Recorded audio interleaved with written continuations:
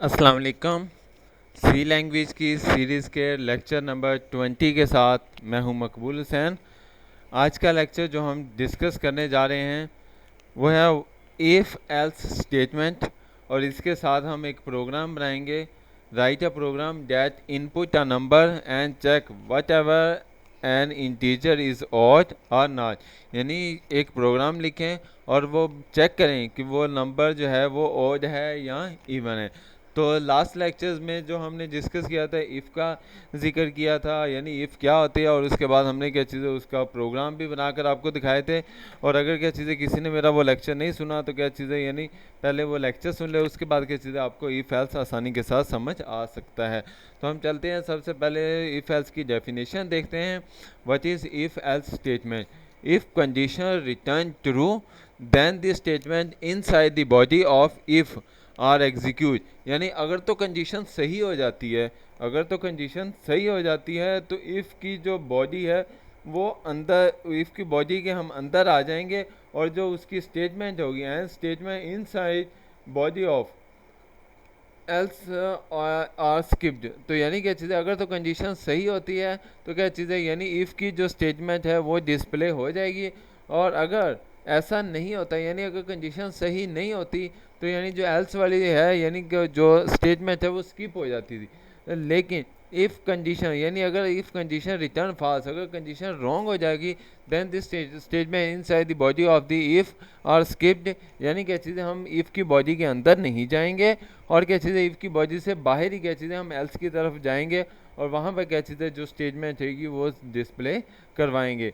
तो आइए चलते हैं सिंटैक्स की तरफ। Syntax of if else statement, तो सबसे पहले हम इफ़ की कंडीशन लगाएंगे, यानी इफ़ और ब्रैकेट के अंदर हम कंडीशन लगाएंगे और कंडीशन के बाद सेमीकोलन नहीं लगाया जाता और उसके बाद ब्रैकेट स्टार्ट होती है और उसके बाद क्या चीज़ें हम स्टेटमेंट शो करवा देंगे अगर कंडीशन सही हो जाती है।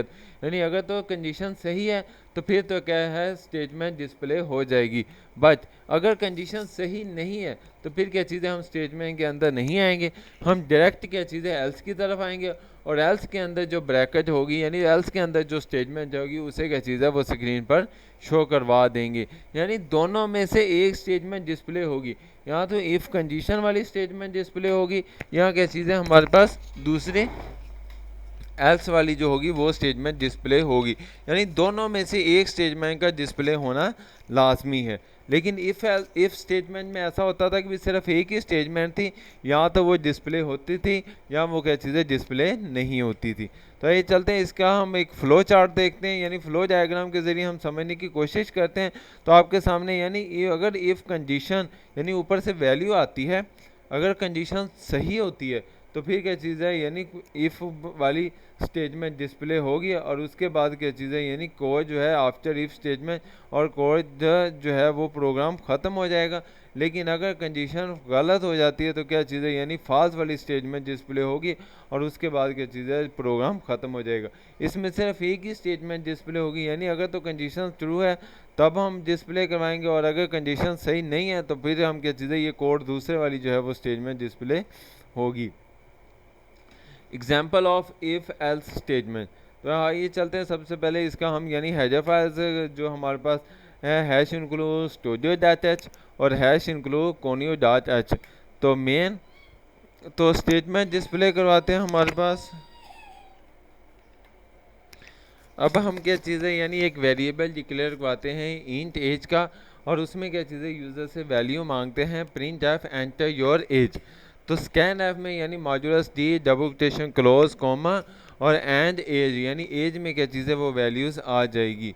तो यहाँ पर हम उसके बाद कंडीशन लगाएंगे if age greater than equal to 18, यानी अगर आपकी एज 18 या 18 से बड़े हो तो फिर क्या चीज़ है वो स्क्रीन पर शो करवाएंगे you are eligible for voting.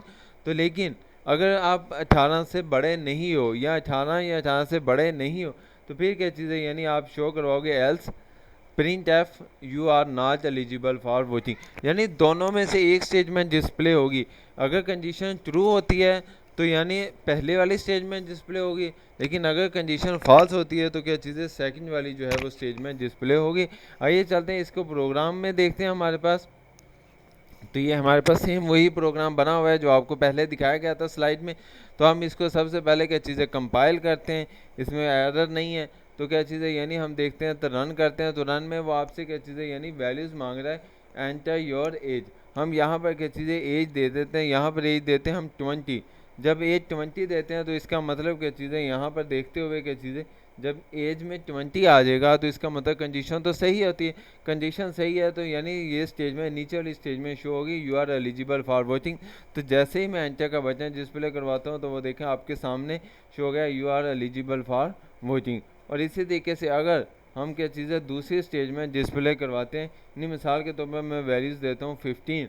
अब 15 दिया है तो इसका मतलब जो कंडीशन है वो फाल्स हो जाएगी, यानी ये इफ़ एज है, यहाँ पर एज में आकर देखा जाएगा तो कंडीशन तो फाल्स है।